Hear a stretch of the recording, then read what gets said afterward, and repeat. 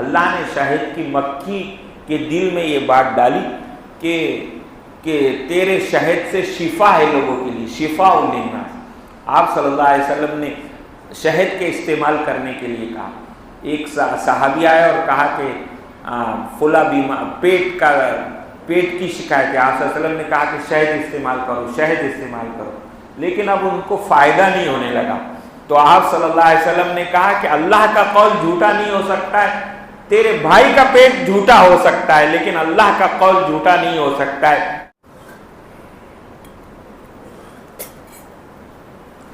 بسم اللہ الرحمن الرحیم، الحمدللہ رب العالمین، والصلاة والسلام علی اشرف المرسلین محمد وعلی آلہ وصحبہ اجمعین، اما بعد۔ اعوذ باللہ من الشیطان الرجیم، بسم اللہ الرحمن الرحیم، الف لام را، تلک آیات الکتاب وقرآن مبین، ربما يود الذين كفروا لو كانوا مسلمين ذرهم يأكلوا ويتمتعوا ويلهيهم الأمل فسوف يعلمون، وقال أتى أمر الله فلا تستعجلوا، صدق اللہ مولانا العظیم۔ محترم بزرگان گرامی، آج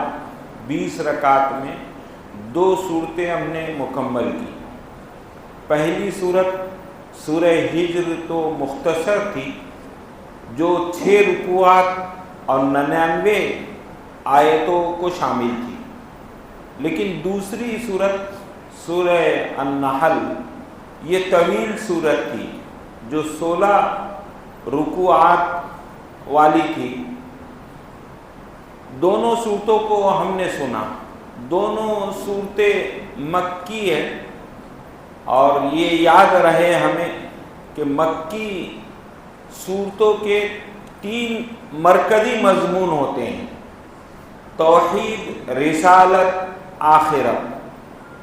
حضورت اللہ کی وحدانیت، آپ صلی اللہ علیہ وسلم کا رسول ہونا، اور آخرت کے مضامین۔ مکی صورتوں میں یہ 3 مضمون متعین ہوتے ہیں، اس کے علاوہ اور کچھ احکامات بھی ہوتے ہیں، واقعات بھی ہوتے ہیں۔ اس کے برخلاف مدنی صورتیں ہوتی ہیں، سورت کے شروع میں لکھا جاتا ہے سورۃ مکیۃ، سورۃ مدنیۃ، تو مدنی صورتوں میں احکامات ہوتے ہیں اور دوسرے مضامین ہوتے ہیں۔ تو دونوں صورتیں آج ہم نے مکی سنی۔ اس پہلی صورت سورہ ہجر، الہجر اس کا نام رکھا گیا ہے۔ ہجر ایک وادی ہے اور ایک بستی ہے، جز کا اعتبار کرتے ہوئے مکمل صورت کا نام الہجر رکھا گیا ہے، ورنہ ہجر والوں کے علاوہ بھی واقعات ہیں، اس میں ان کے بھی واقعات ہیں، ان نافرمانوں کے بھی واقعات ہیں، لیکن خاص طور پہ ہجر وادی کے جو رہنے والے تھے، جن کے طرف دونوں نبیوں کے نام آتے ہیں کہ حضرت شعیب علیہ السلام بھیجے گئے یا حضرت صالح علیہ السلام بھیجے گئے، اور یہ ہجر کی بستی میں رہنے والے ایسے طاقتور تھے کہ پہاڑوں کو تراش کر اپنے گھر بنا لیتے تھے، لیکن اللہ تبارک و تعالیٰ نے انہیں توحید، رسالت اور آخرت پر اور انبیاء کرام کی تعلیمات نہ ماننے کی وجہ سے اللہ نے انہیں ہلاک اور برباد کر دیا۔ ان پر چیخ مسلط کر دی گئی، ان پر آندھیاں مسلط کر دی گئی۔ ان کا تذکرہ اس صورت میں، اس لیے اس صورت کا نام سورۃ الہجر رکھا گیا۔ اور بھی نافرمانوں کے حالات اور واقعات ہیں۔ شروع صورت ہی میں اتی امر اللہ، شروع صورت ہی میں کہا گیا کہ کافرین کو اے محمد صلی اللہ علیہ وسلم چھوڑ دیجیے، ذرہم یاکلوا ویتمتعوا، اے محمد ربما یود الذین کفروا لو کانوا مسلمین، جب قیامت کے میدان میں پہنچیں گے اور حق و باطل کا فیصلہ دیکھیں گے تو اس وقت کہیں گے لو کانوا مسلمین، اگر ہم کاش مسلمان ہو جاتے تو بڑا اچھا ہوتا۔ اے محمد صلی اللہ علیہ وسلم، اس دنیا کی زندگی میں ان کو چھوڑ دیجیے، یاکلوا کھائے، وَيَتَمَتَّعُوا اور صرف فائدہ اٹھائے، وَيُلْهِهِمُ الْأَمَلُ اور آرزوئیں اور امیدوں میں وہ منہمک ہے۔ فَسَوْفَ يَعْلَمُونَ جب قیامت کے عذاب کو دیکھیں گے، جب وہاں حقیقت معلوم ہو جائے گی تو اس وقت وہ جان لیں گے۔ چنانچہ یہ بیان کیا گیا کہ بڑا افسوسناک ہے اور بڑے افسوس کی بات ہے کہ انسان آرزو اور تمناؤں میں رہے۔ کہا گیا کہ بدبخت شخص وہ ہے جس کے آنکھوں سے آنسو جاری نہ ہو، آنکھوں سے آنسو نہ بہے، اس کی آنکھیں پتھر بن جائے، ایسا شخص بدبخت ہے۔ نمبر 2، جو دنیا میں منہمک ہو جائے، ہر وقت دنیا دنیا، مال مال، یہ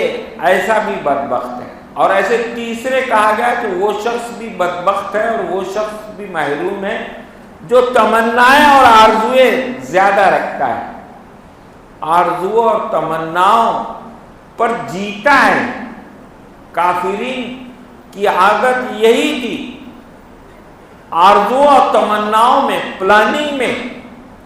اور دنیا کے کمانے کے حرص اور لالچ میں منہمک ہو جاتے تھے۔ مومن بندوں کی یہ صفات اور یہ کیفیت نہیں ہوتی، ان کی آنکھیں پتھر نہیں ہوتی ہے، آنسو بہتے ہیں اور دنیا میں منہمک نہیں ہو جاتے ہیں اور زیادہ امیدیں اور آرزویں بھی نہیں لگاتے ہیں اور یہ نہیں سمجھتے ہیں کہ ہمیں دنیا ہی میں رہنا ہے۔ ایک مرتبہ واعظ بھی کیا گیا اہل دمشق کے سامنے، وائس کا نام یاد نہیں رہا، انہوں نے اہل دمشق سے کہا کہ اے اہل دمشق، سبق اور عبرت حاصل کرو قوم عاد سے کہ کیسی زبردست اور کیسی ڈیل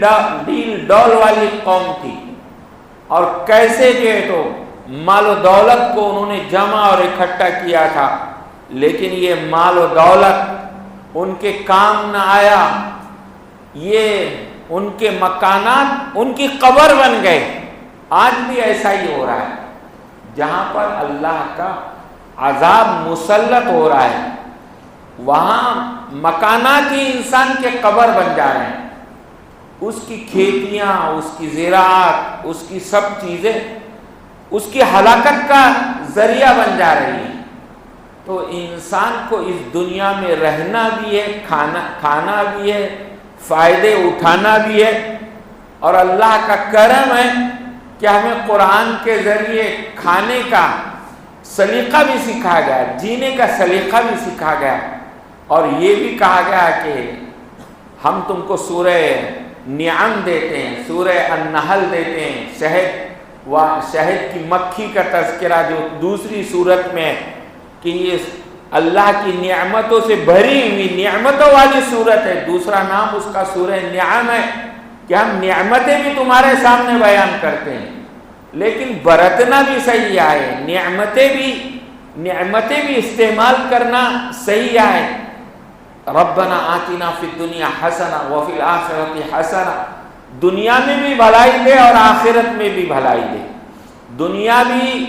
ہماری اور آخرت بھی بھلائی اچھے سے گزر جائے، یہی تمنا اور یہی کوشش کرنا چاہیے۔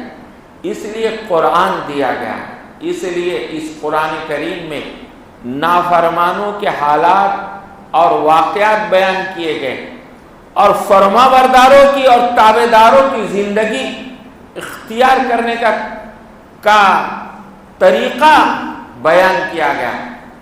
یہاں پہلی آیت میں تلک آیات الکتاب و قرآن مبین، یہاں کتاب اے محمد صلی اللہ علیہ وسلم یہ کتاب کی آیتیں اور یہ بار بار پڑھی جانے والی واضح واضح کتاب ہے، قرآن ہے جو ہم نے تمہیں بار بار پڑھنے کے لیے دیا ہے۔ قرآن مصدر ہے، قرأ یقرأ قراءۃ وقرآنا، اس کا مطلب یہ بیان کیا جاتا ہے کہ قرآن ایسی کتاب ہے جو بار بار پڑھی جائے گی، دوسری کتابیں بار بار نہیں پڑھی جاتی ہیں۔ چلو قرآن کے ساتھ حدیث کی کتابیں پڑھی جاتی ہیں، یا مسئلے مسائل جاننے کے لیے فقہ کی کتاب پڑھی جاتی ہے، یا ڈکشنری لغت کو بار بار دیکھا جاتا ہے، اس کا لغت کا سہارا لیا جاتا ہے۔ لیکن بہت سے علوم و فنون کی کتابیں ایسی ہوتی ہے، ایک مرتبہ پڑھ لیجئے اس کے بعد اس کو رکھ دیجئے، وہ سلیبس اس کا ختم ہو جاتا ہے اور دوسری کتاب آتی ہے۔ لیکن قرآن ایسی کتاب نہیں، بار بار پڑھی جانے والی کتاب ہے قرآن۔ یہ کتاب ایسی چیز ہے جو بار بار پڑھی جائے گی، ساتھ رہے گی۔ ایک ہارون رشید بڑا اچھا مامون، اس کا بیٹا تھا، ہارون رشید کا بیٹا تھا، بڑا اچھا خلیفہ گزرا ہے۔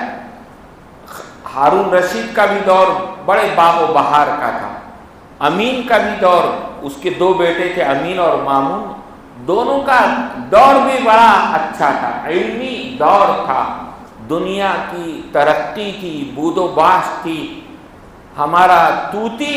بولتا تھا اور بڑا تسک اور احتشام تھا۔ ان چند خلفاء کے، اسلامی حکومت کے دور میں چند خلفاء بڑے اچھے رہے، تو اس میں مامون کے بارے میں ملتا ہے کہ علمی مجلسیں اس کے گھر میں منتقل ہوتی تھی، علمی محفلیں منتقل ہوتی تھی، علمی دربار لگا ہوا تھا۔ ایک مجوسی آیا اور دربار میں شریک ہوا اور بحث مباحثہ اس نے کیا، تو مامون سمجھ گیا، اس کے کلام سے، اس کی بات چیت سے سمجھ گیا، اور مجلس ختم ہونے کے بعد اس سے کہا کہ تم ایمان لے آؤ تو بڑا اچھا ہے، ہم تمہارے ساتھ نوازشات کا معاملہ کریں گے۔ اس نے کہا نہیں بادشاہ سلامت، میں مسلمان نہیں ہونا چاہتا ہوں، اتنا کہہ کر وہ لوٹ گیا۔ پھر 1 سال کے بعد پھر آیا اور پھر مذاکرے میں اور اس علمی بحث میں شریک ہوا۔ مامون نے اسے مبارکباد دی، اس کے جو زبان سے جملے نکلے اس سے مامون متاثر ہوا اور کہا کہ بڑا اچھا ہوا آپ نے اسلام قبول کر لیا۔ آپ نے اسلام کیسے قبول کیا؟ اس نے اپنا واقعہ سنا کہ بادشاہ سلامت، میں نے توریت لکھی، میں نے انجیل لکھی، میں نے توریت لکھ کر یہودیوں کے پاس لے گیا، اور میں بڑا اچھا خط ہے میرا، رسم الخط میرا بڑا اچھا ہے، اور میں خوش خط لکھتا ہوں۔ اس دور میں کتابوں کی طباعت کا اور پرنٹ کا یہ رواج نہیں تھا، بلکہ اپنے ہاتھوں سے کتابیں لکھی جاتی تھی، اور یہ آسمانی کتابوں کے خاص طور پر لکھنے کا اور رواج بہت زیادہ تھا۔ ہم بھی کبھی اورنگزیب عالمگیر رحمۃ اللہ علیہ کے مزار پر جائے تو وہاں بازو میں ایک آفس میں اورنگزیب رحمۃ اللہ علیہ کے استاذ کا ہاتھ سے لکھا ہوا قرآن کریم اور نسخہ آج بھی موجود ہے۔ 4 مہینے پہلے میں اس کی زیارت کرا رہا ہوں۔ مولانا زین الدین شیرازی رحمۃ اللہ علیہ، جو اورنگزیب عالمگیر رحمۃ اللہ علیہ کے استاد ہیں، وہیں پر مدفون ہیں۔ انہوں نے اپنی کتابت میں زعفران بھی استعمال کیا اور ایسی خوشبو بھی استعمال کی کہ آج بھی اگر قرآن کے صفحات کھولے جائے اور اسے پلٹے جائے تو اس سے خوشبو آتی ہے، اور کئی رنگوں سے وہ قرآن بھرا ہوا ہے۔ ایسے ہی اورنگزیب رحمۃ اللہ علیہ بھی اپنے ہاتھ سے قرآن لکھتے تھے۔ اورنگزیب رحمۃ اللہ علیہ کا لکھا ہوا ہاتھ سے قرآن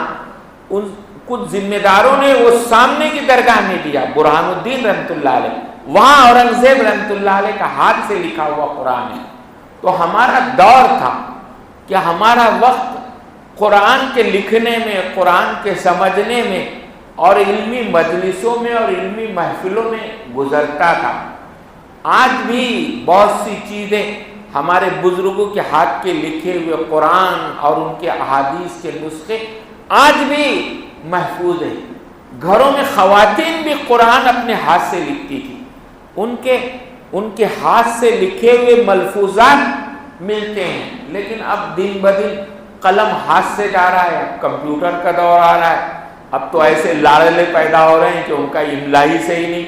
اور ان کو لکھتے ہی نہیں آتا ہے، ان کی رائٹنگ جو ہے تو بالکل غلط ہے، اور کچھ بھی ہو تو وہ کمپیوٹر کا سہارا لیتے ہیں، موبائل کا سہارا لیتے ہیں۔ اگر جوڑنا بھی ہے، اگر جمع اور تفریق بھی کرنا ہے تو صاحب موبائل دیجیے،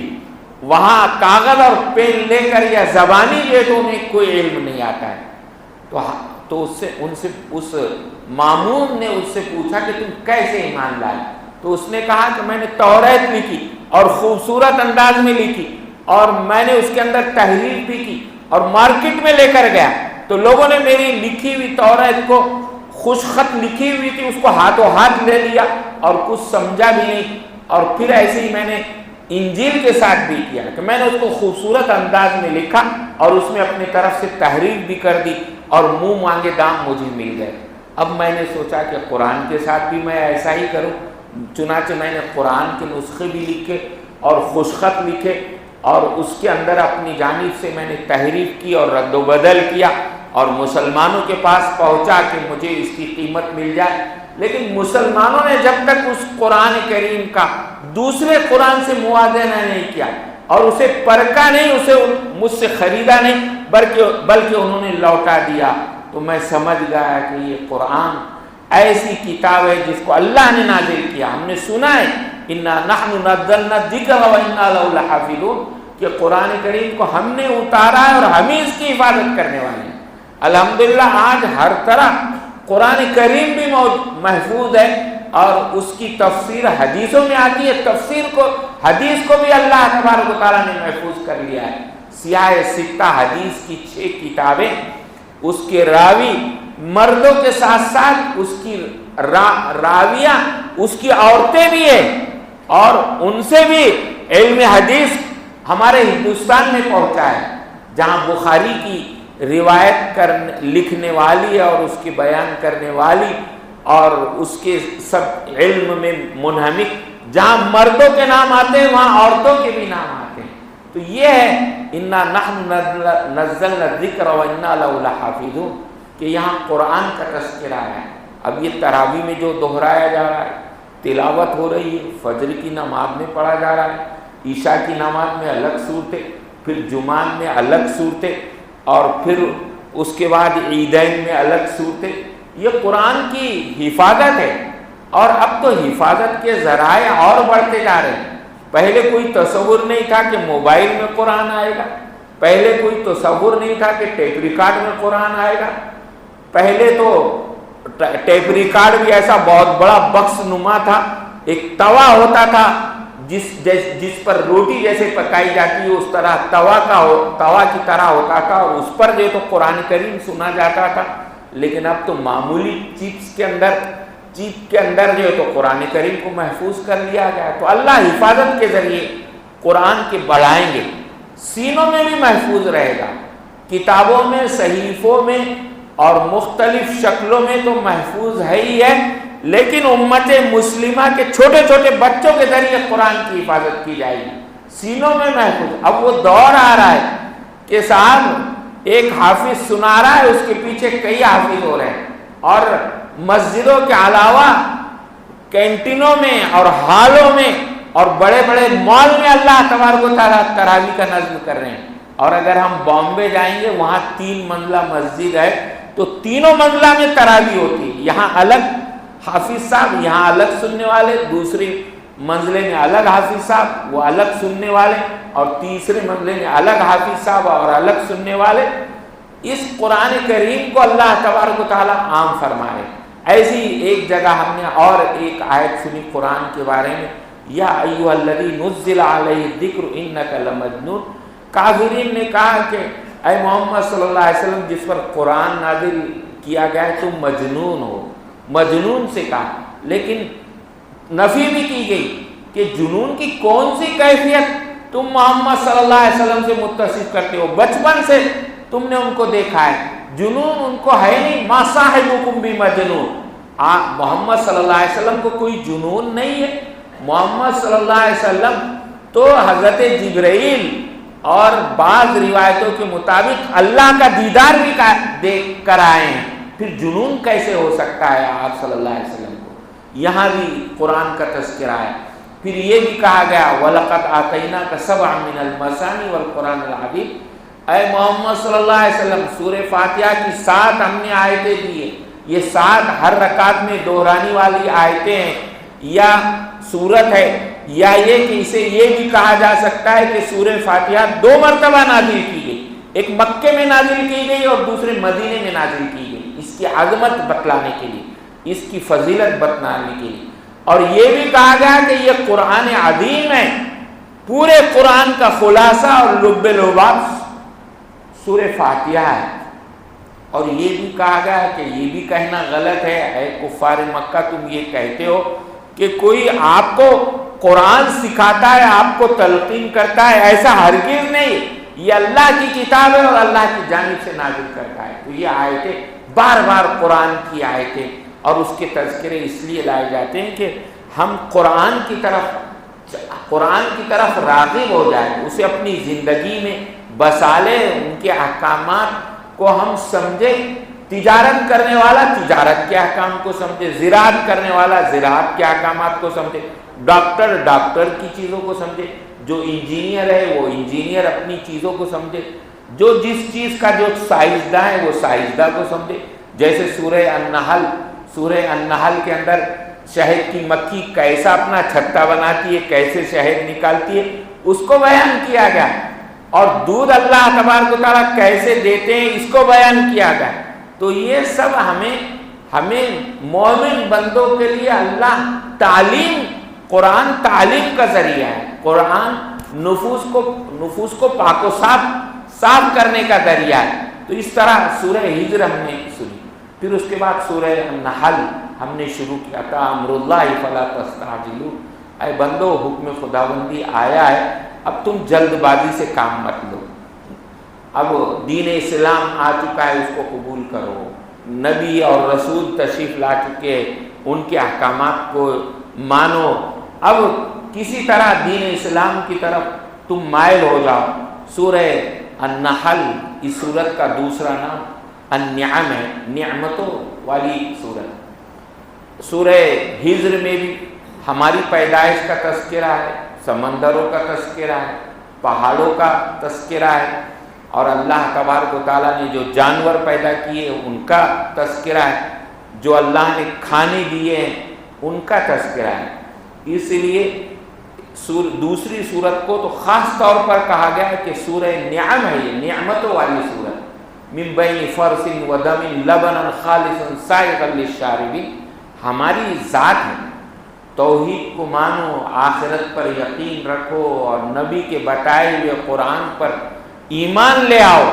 ہماری ذات ہے کہ تمہارے لیے ہم گوبر اور خون کے بیچ سے ہم خالص دودھ دیتے ہیں، ایسا خالص دودھ دیتے ہیں۔ گوبر اگر گائے کا اور بھینس کا اندرونی حصہ دیکھا جائے تو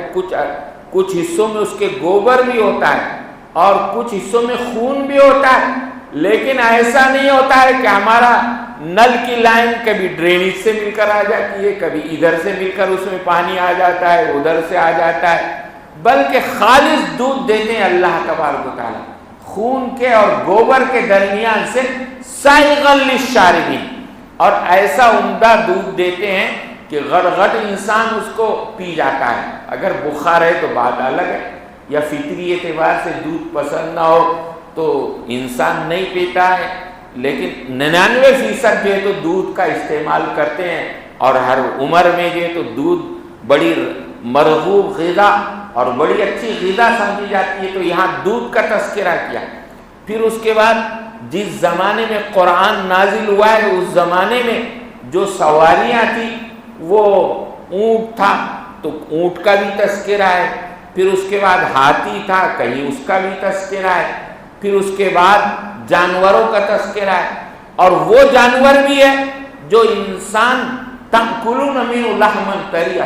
اس سے انسان تأکلون منہ کہ انسان ان جانوروں کو کھاتا ہے، اور ان جانوروں کا بھی تذکرہ ہے جن کو کھاتا نہیں ہے بلکہ ان سے سواری کا کام لیتا ہے۔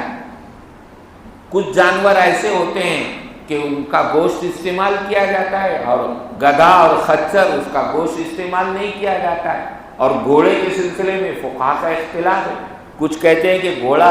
گھوڑے کا گوشت نہیں استعمال کیا جائے گا، اور کچھ کہتے ہیں کہ استعمال کیا جائے گا۔ اب یہ گھوڑا، گدھا، خچر، اونٹ، یہ ایسے ہاتھی ایسے جانور ہیں جو آج بھی پہاڑوں پر جانے آنے میں اور سامان منتقل کرنے میں انسان کی مدد کرتے ہیں اور انسان کو غذا بھی دیتے ہیں۔ اور پھر اس کے بعد کہا وَيَخْلُقُ مَا لَا تَعْلَمُونَ، کہ اللہ نے یہ سواریاں تو دی ہے، یہ سواریاں تمہارے لیے خوبصورتی کا ذریعہ ہے۔ جمال حین تریحون وحین تسرحون، گھوڑے پر بیٹھ کر جا رہا ہے، اپنے ہاتھی پر بیٹھ کر جا رہا ہے، اونٹ پہ بیٹھ کر جا رہا ہے، تو صبح میں جب نکلتے ہیں یہ ان کے مالک یا یہ ریوڑ جب نکلتے ہیں تو اس وقت خوبصورتی کا ذریعہ ہوتا ہے، شام میں جب لوٹ کر آتے ہیں تو اس وقت خوبصورتی کا ذریعہ ہوتا ہے۔ کیا دور تھا جب گھوڑوں کی سواریاں تھیں اور انسان شہ سوار ہوتا تھا، اور گھوڑے کی طرح انسان بھی جو ہے تو بن ٹھن کر گھوڑے کی سواری کرتا تھا، جیسے گھوڑے پر قیمتی اس کی طرح زین ہوتا تھا، اس کی لگام ہوتی تھی، اور اس کے لیے اس کا رکاب ہوتا تھا پیر رکھنے کا، کہ گھوڑا بھی اپنے سوار کی دل کی بات کو سمجھتا تھا۔ مولانا رابع صاحب رحمۃ اللہ علیہ نے گھوڑے کی خصوصیت بیان کی کہ سوار کا دل اور اچھا گھوڑا ہو اور اچھا تربیت یافتہ گھوڑا ہو تو اپنے سوار کی دل کی بات کو سمجھتا ہے، ہلکے سے اشارے سے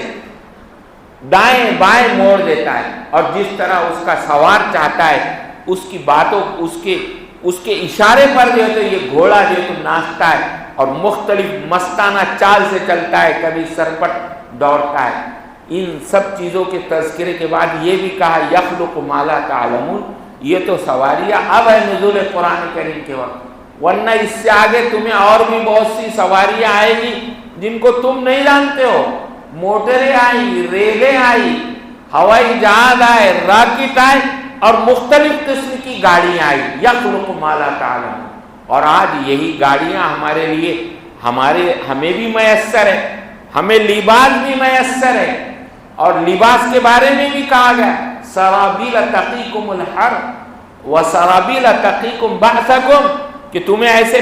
پائجامے دیے، تمہیں ایسا لباس دیا، خذوا زینتکم، کہ زیب و زینت اختیار کرو ہر نماز کے وقت۔ لیکن ہم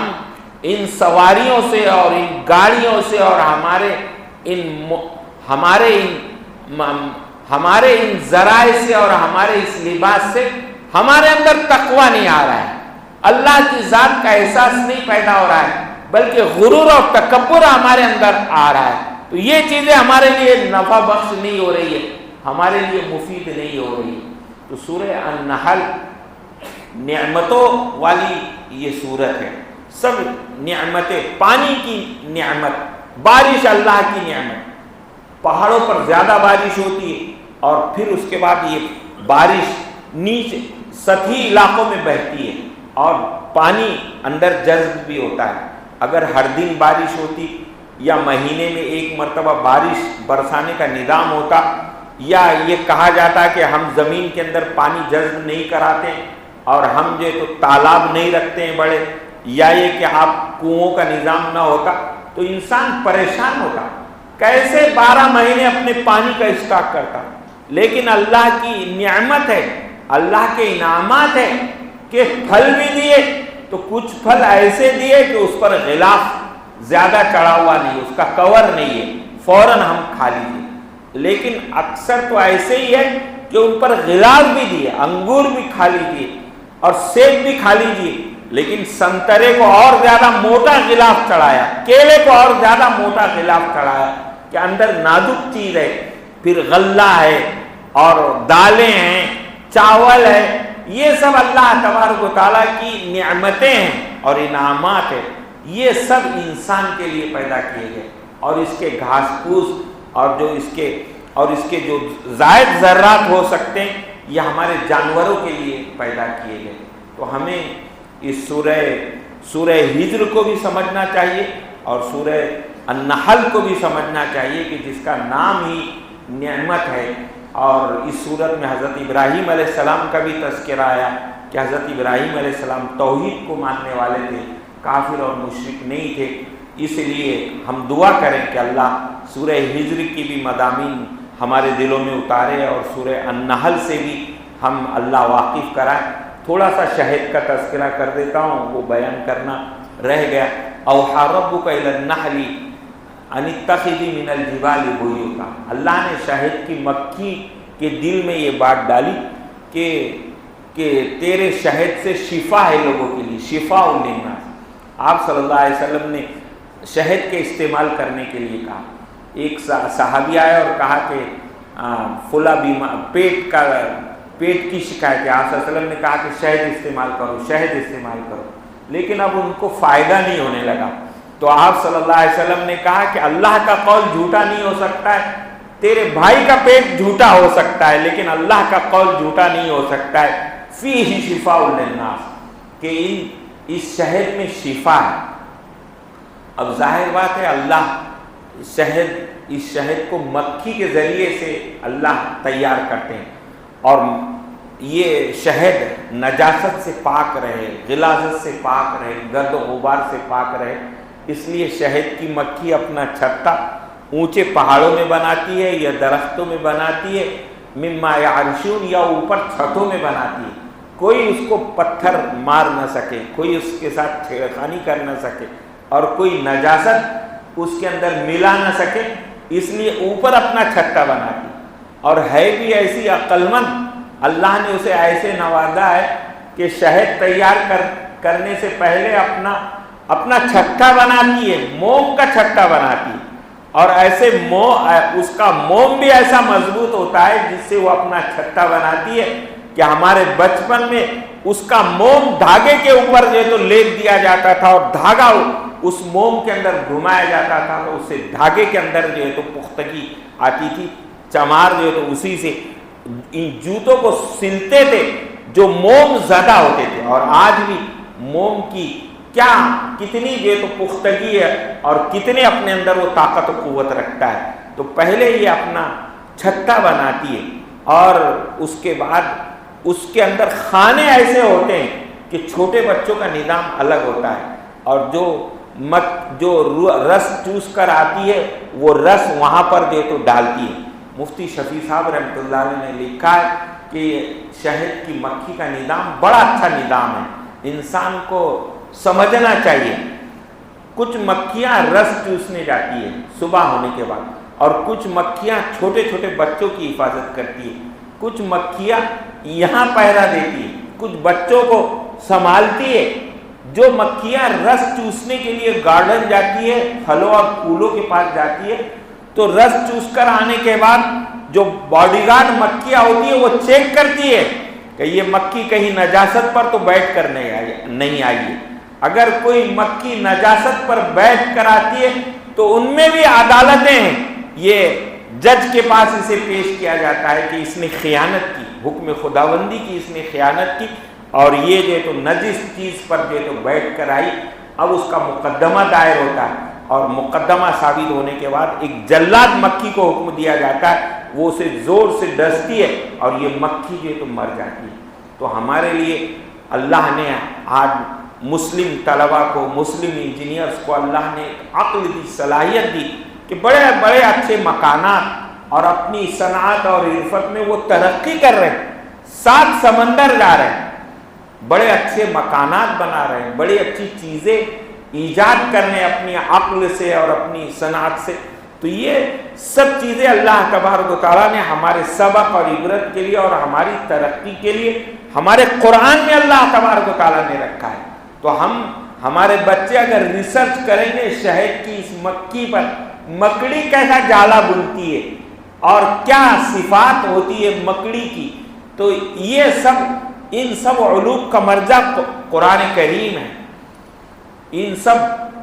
سب علوم کو اگر ہمیں اپنی اصل سے حاصل کرنا ہے تو قرآن کی طرف جانا ہوگا، اور احادیث نبوی صلی اللہ علیہ وسلم کا سہارا ہمیں لینا ہوگا۔ ہمارے آباء و اجداد نے پہلے قرآن سے محنت کی ہے، لیکن درمیان میں کچھ دور ہمارے لیے بنو امیہ کی حکومت کے بعد، کچھ عباسی دور میں اور عباسی دور کے اختتام کے بعد ہم پر زوال آیا کہ ہماری معلومات اور ہماری ایجاد کی چیزیں یہود و نصارہ نے دوسری زبانوں میں منتقل کر کے اپنا نام اس میں بنا لیا، ورنہ اصل تحقیق اور اصل مرجع قرآن ہے، اور مسلم جو سائنسداں ہیں وہ ہیں، ہم ان کی کتابوں کی طرف رجوع کر کے پھر اپنا لیبل جو ہے تو ان کی طرف لگا سکتے ہیں۔ اور